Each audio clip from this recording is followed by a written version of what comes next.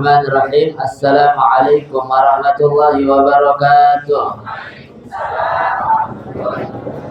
Alhamdulillah, alhamdulillahirabbil alamin, wassalatu wassalamu ala habibi rabbil alamin, sayyidina wa habibina wa syafi'ina wa nuri qulubina wa maulana Muhammadin.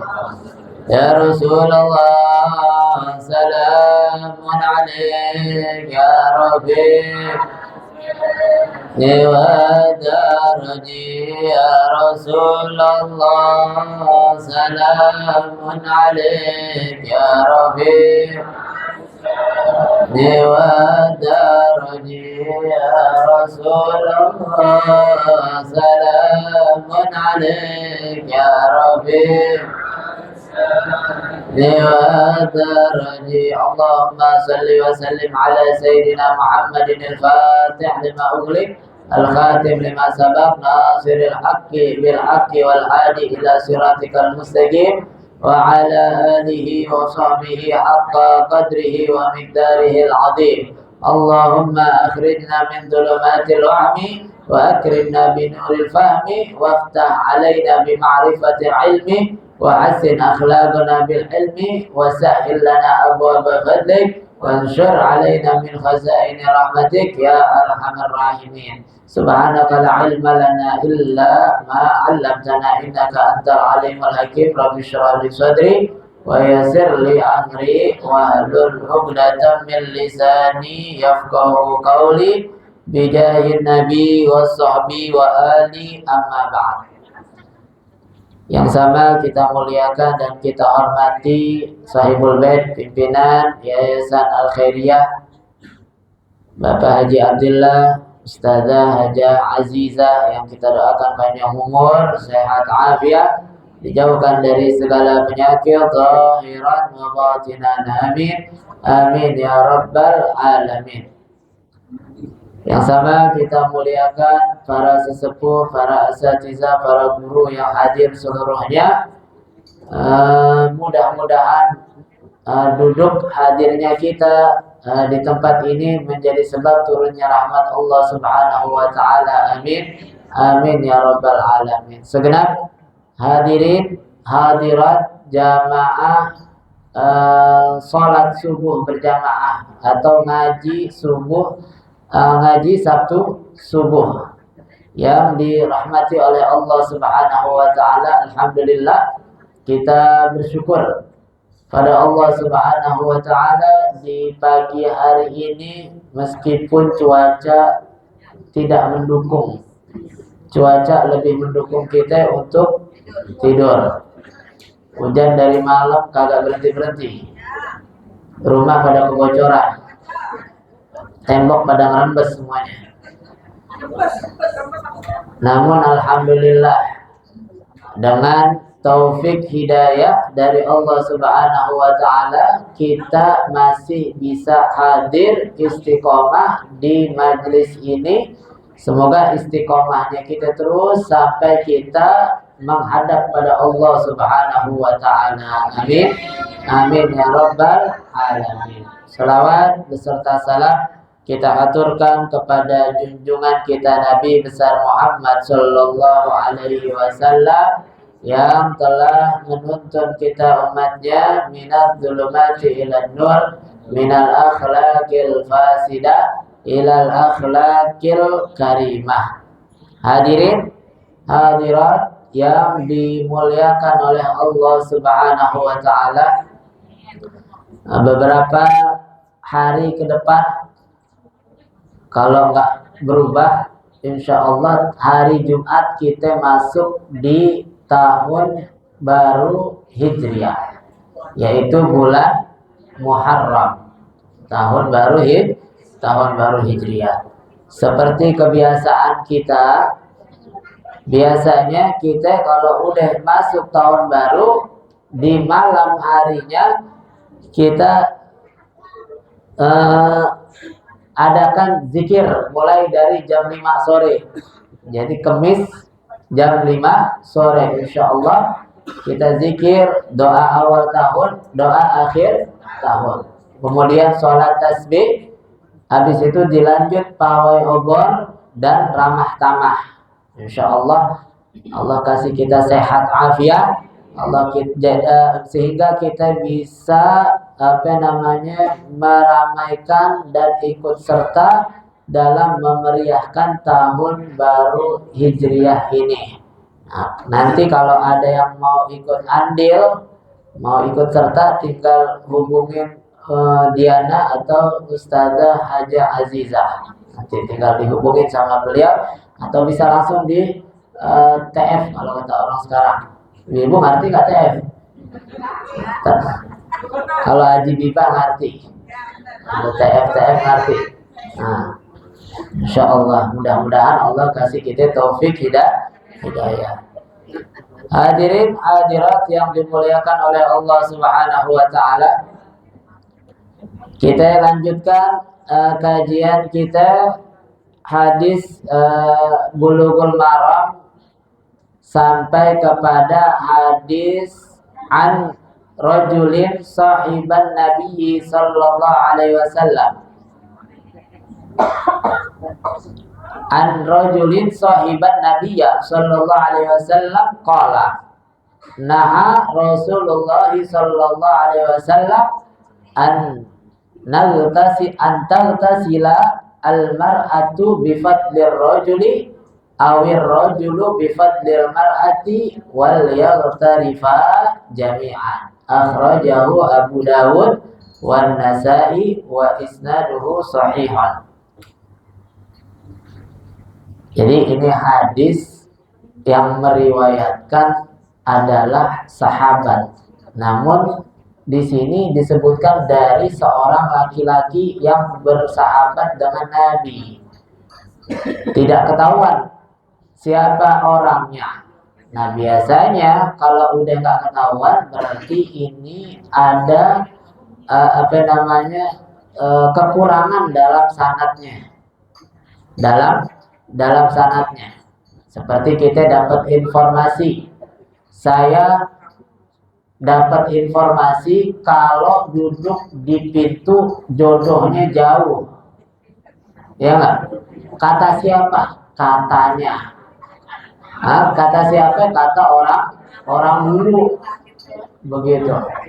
Entah jodohnya jaraknya jauh atau nggak dapat jodoh, begitu. Nah, ini katanya berarti bisa jadi benar, bisa jadi salah, karena nggak ada yang bisa dimintai pertanggungjawabannya. Kalau udah jelas kata si Z misalnya, ini kita bisa minta pertanggungjawaban sama si Z, maka informasinya bisa valid, bisa jadi valid. Makanya kita itu informasi apapun jangan kita sembarang untuk menyampaikan kepada orang.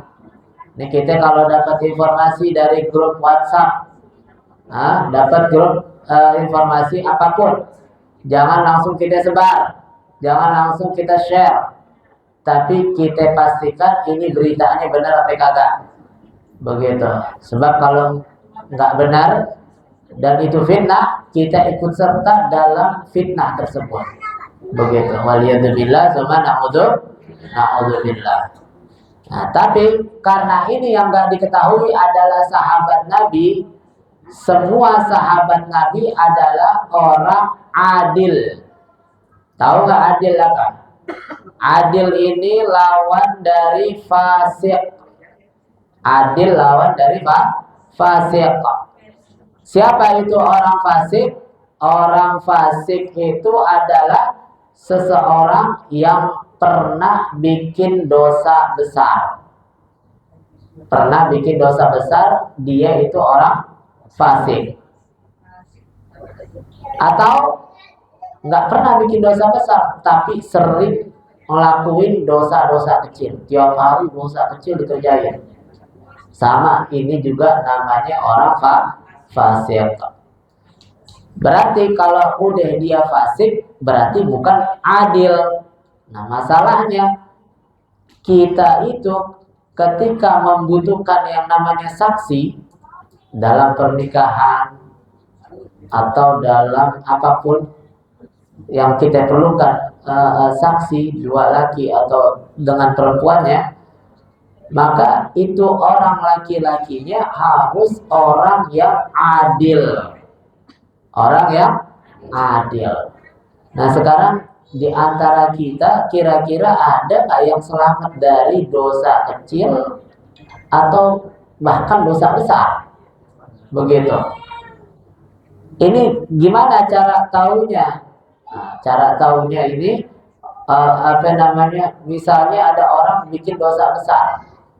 Terus gimana biar bisa kembali menjadi adil agar tidak turun derajatnya menjadi orang yang fasik?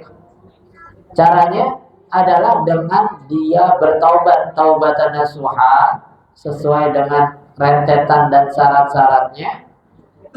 Kemudian dia diuji selama 1 tahun tidak kembali melakukan dosa besar tersebut. Begitu. Tidak kembali melakukan dosa besar tersebut. Baru setelah setahun diuji, dia naik magomnya menjadi orang yang adil. Begitupun dosa-dosa kecil. Nah, tentunya kita nggak akan lepas dari dosa. Minimal kita meminimalisir daripada dosa yang kita lakukan. Yang tadinya 24 jam kita pakai 10 jam bikin dosa. Misalnya 10 jam dibagi-bagi itu. Pagi ngomongin bu ini, siangan dikit bu itu, habis zuhur bu itu lah, bu ono, sorean bu yang belah sono. Agak malam dikit ngomongin Jawa, terus ngomongin orang Sunda, ngomongin orang Batak, ngomongin semua tuh. Itu sehari hitungannya 10 jam. Minimal kita kurangin sejam aja. Itu pun kelepasan, bukan disengaja.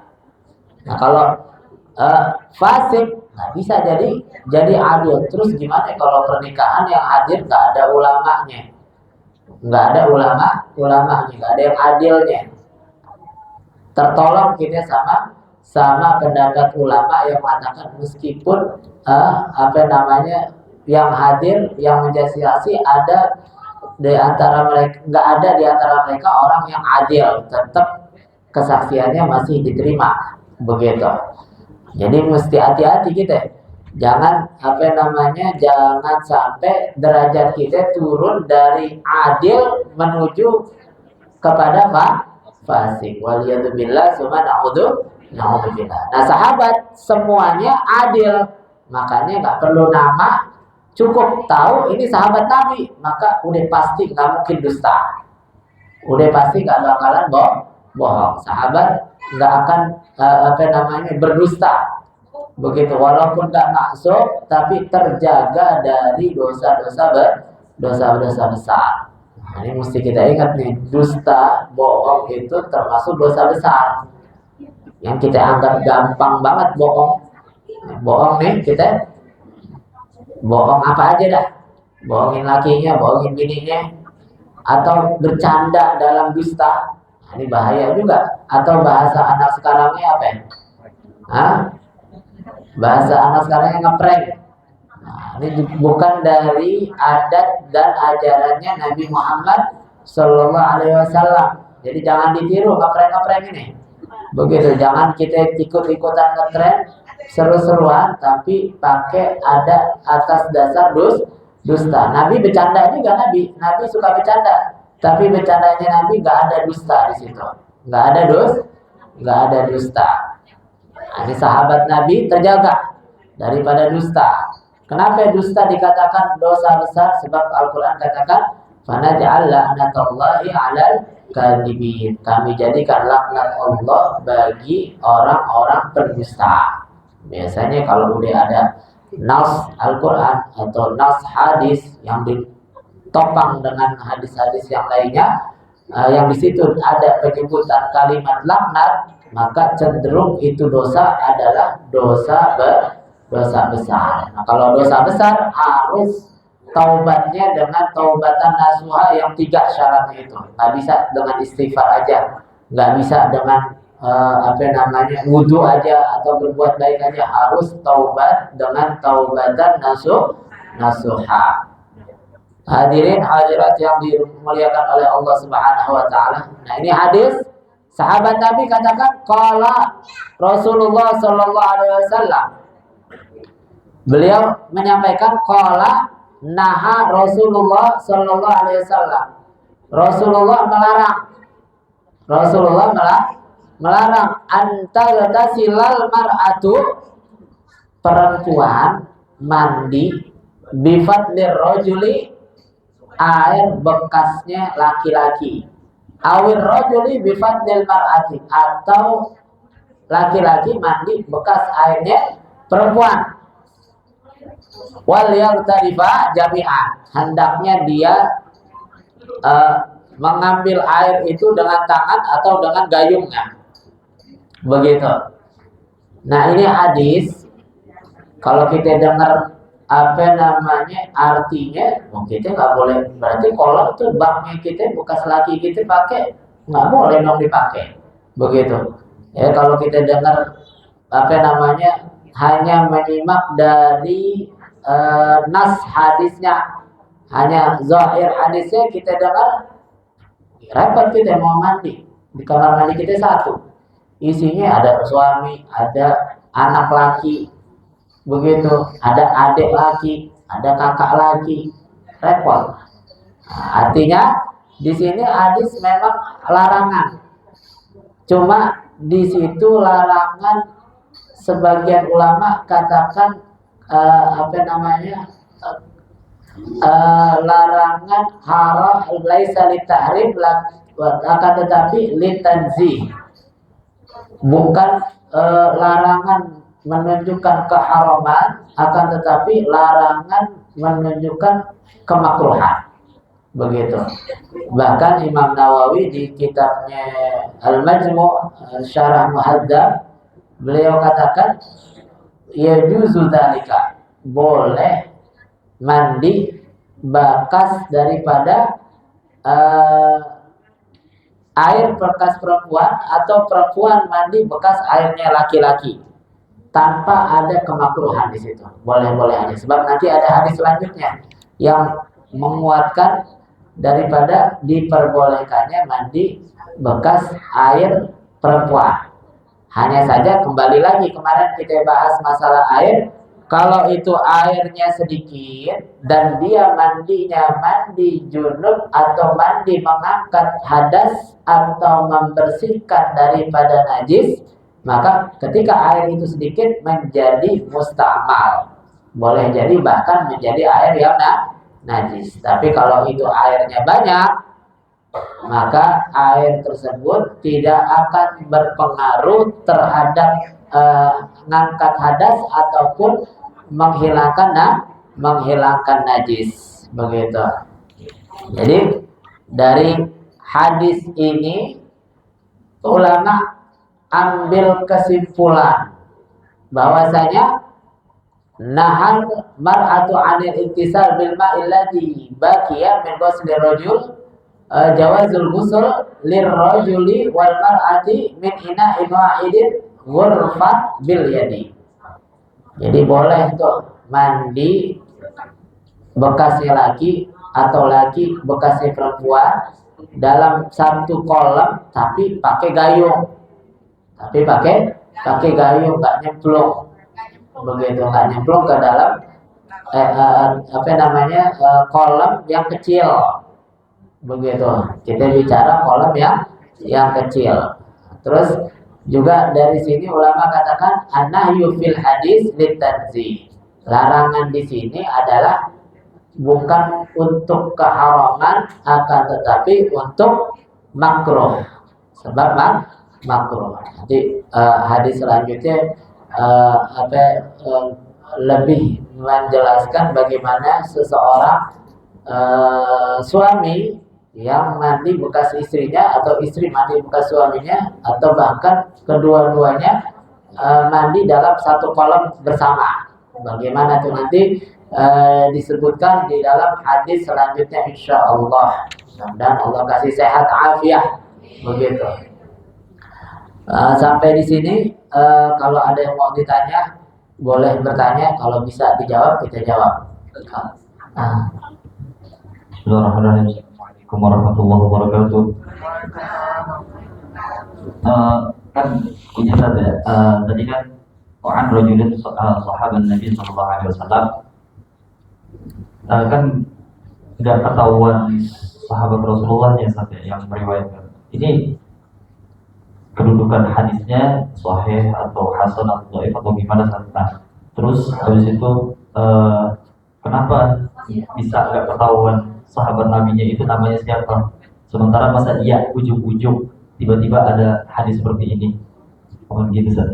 Jadi apa namanya, dalam meriwayatkan hadis itu ada kalanya orang dengar dari seseorang langsung, begitu. Ada kalanya hadis itu langsung dari tabi'in mengatakan qala Rasulullah sallallahu alaihi wasallam. Ada kalanya dari sahabat mengatakan qala Rasulullah sallallahu alaihi wasallam. Nah, ini riwayat daripada hadis tersebut, periwayat adalah Abu Dawud, Al-Imam Abu Dawud, kemudian Al-Imam An-Nasai. Beliau meriwayatkan daripada sanad-sanad tersebut, mengumpulkan dari sanad-sanad tersebut, dan di antara sanad tersebut di situ tidak disebutkan nama laki-laki tersebut. Namun si laki-laki ini jelas adalah seorang sahabat. Nanti ada juga di antara sanad-sanad tersebut orang yang nggak jelas, tapi levelnya bukan di kalangan sahabat, di bawahnya, apa itu tabi'in atau di bawahnya, maka hadis tersebut cacat, bisa turun derajat kesohihannya, bisa jadi dhaif atau bisa jadi hasan dan lain sebagainya. Nah, karena di sini yang tidak ketahuan namanya adalah sahabat, begitu, maka tentunya sahabat ini pasti udul, pasti adil. Nah, karena udah jelas si laki-laki ini walaupun namanya nggak diketahui, tapi dia itu dari kalangan sahabat, maka Imam Abu Dawud dan Imam An-Nasai mengatakan ini adalah hadis yang sahih. Ini adalah hadis yang sahih, begitu. Jadi terkadang dia dapat dari gurunya dapat dari gurunya dapat dari gurunya, cuma dapat dari ini ada, cuma namanya nggak terkenal, sehingga tidak disebutkan namanya di situ. Tapi ingat, ini dari sahabat, begitu. Ini dari sahabat. Jadi itu sedikit daripada ilmu tentang periwayatan hadis, begitu kira-kira. Ada lagi yang mau nanya? Haji Biba, ada yang mau nanya enggak? Saya mau nanya nih Ustaz. Ya, boleh. Kan di kamar mandi saya itu banyak banget orang yang baru masuk. Cucunya ya? Ada cucunya Mas Roni, ya kan. Jadi itu keran, di bawahnya bak. Nah, baknya ini ada isi air. Saya nggak tahu itu apa cucunya Mas Roni ngobok-ngobok, atau Jija itu ngambil sembahyang air jatuh ke bak, kan kumpul di situ. Nah, kalau ini kita air ini kita buat kencing, buat wudhu, beban hukumnya itu air. Karena udah air dikobok sama cucunya Mas Roni, ada juga air bekas wudhu, ada bekas wudhu. Itu juga dikobok-kobok anak Ustadz juga. Jangan ada airnya itu. Terima kasih. Cucunya banyak kan soalnya. Jadi kalau air di kamar mandi yang masuk banyak. Kita nggak tahu nih. Kita nggak tahu nih air. Anggap nggak tahu. Kalau seandainya nggak tahu kita itu airnya dikopok-kopok atau enggak, atau itu bocah kencing di situ apa enggak. Kalau dikopok-kopok masih aman dah. Nah, kalau dia kencing di situ, kalau ngambil air wudhu kan nggak mungkin dia paling main air. Dia kencing di situ, kalau emang kita nggak tahu, maka kembali pada dasarnya air itu awalnya adalah suci, mensucikan, begitu. Tapi kalau kita pernah lihat, sering lihat, atau beberapa kali lihat dia kalau kencing di bak, ini anak kencingnya di bak misalnya, maka dapat kita pastikan itu baknya ketika kita mau pakai itu air, kita buang dah, kita ganti air yang baru, sebab ini bocah-bocah masuk situ, dan bocah-bocah kalau masuk kencingnya di bak pasti, begitu. Nah, seandainya kita tahu, nah kalau nggak tahu nggak jadi masalah. Kira-kira begitu. Apa yang namanya jawabannya? Ada lagi dah. Ya boleh, Haji.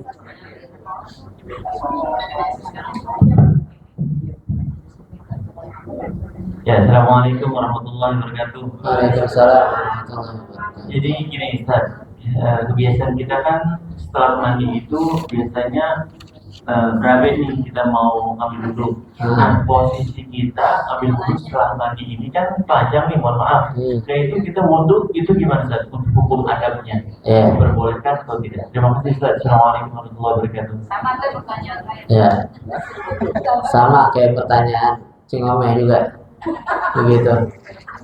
Nah kalau dari sisi adab-adab berwudu, nah wudu ini di antara adab-adabnya adalah wudu itu makruh kita kalau ambil air wudunya itu di WC.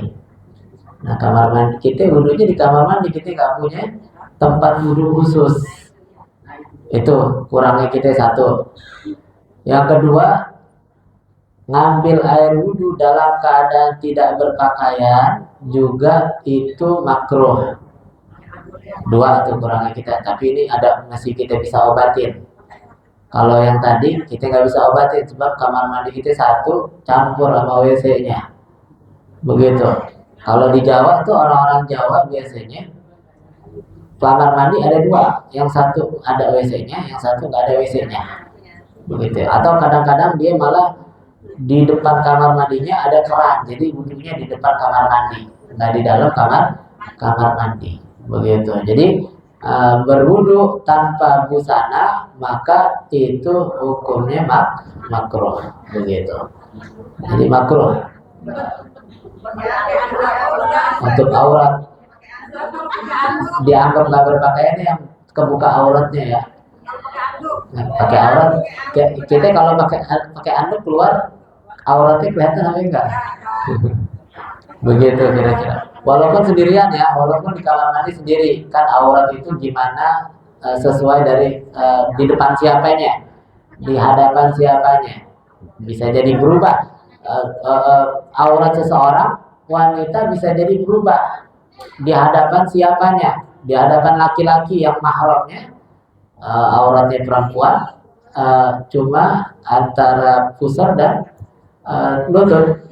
Jadi antara pusar dan lutut, pamannya, adiknya, ponakannya, begitu misalnya, itu auratnya dia hanya pusar dan lutut. Tapi kalau laki-laki yang bukan mahramnya, auratnya dia seluruh badannya.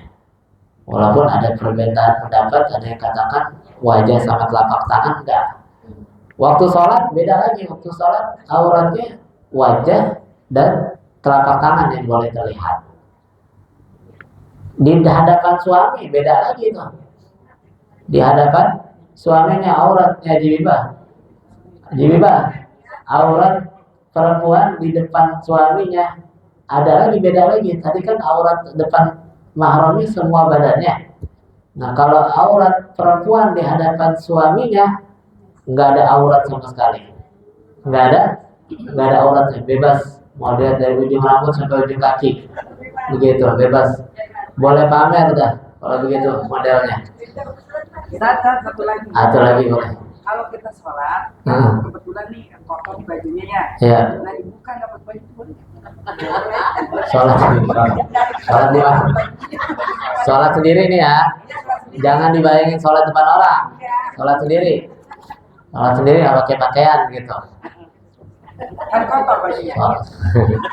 Kalau sholat kita di hadapan orang atau di hadapan sendiri atau depan orang, kita tetap sholat itu di hadapan Allah Subhanahu Wa Taala. Ada tata cara, salah satu syaratnya sholat itu harus tutup aurat, baik di depan orang ataupun sendirian. Kalau seandainya bajunya kotor itu belum tentu najis. Begitu. Kotor belum tentu najis. Jadi kalau kotor, apa pakai sholat?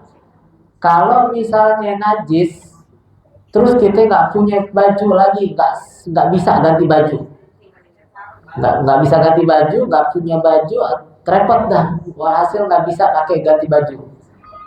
Sedangkan sudah masuk waktu, kita kalau pulang nggak keburu, bakalan habis waktunya. Maka misalnya pesawat nih, yang gampang gambaran dari pesawat, tadi kencing nyebrang, maka sholatnya kita sholat hurmatan lil wakti. Usolli fardhu subhi rakaataini hurmatan lil wakti. Lillahi ta'ala, Allahu akbar. Hurmatan lil wakti. Nanti kalau udah sampai subuhnya dikodok.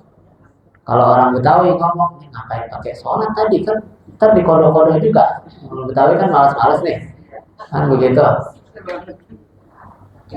Ini apa namanya, sholat hurmatan lil waktu tidak sia-sia, nggak akan kebaikan itu disia-siakan sama Allah.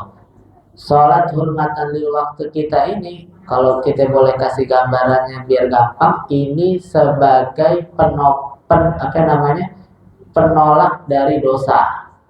Kalau kita nggak kerjain itu hurmatan lil waktu, saat itu juga kita nggak sholat subuh, walaupun nanti bakalan diulang. Selama kita nggak sholat dari itu sampai kita kerja itu, kita kodok, itu dosa terus numpuk. Bahkan kita pernah baca juga kan tuh di kitabnya Sayyid Ahmad Zaini Dahlan bilang, situ hadis sebutkan orang yang ninggalin sholat satu kali aja namanya udah ditulis di pintu neraka, udah ada listnya. Kayak list yang kita tulis tuh udah ada listnya. Begitu.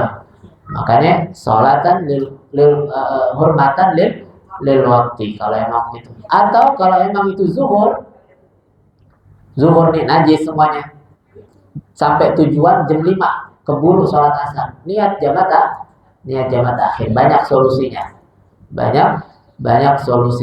begitu. Jadi kira-kira seperti itu. Wallahu a'lam bishawab. Al-Fatihah bil qabul.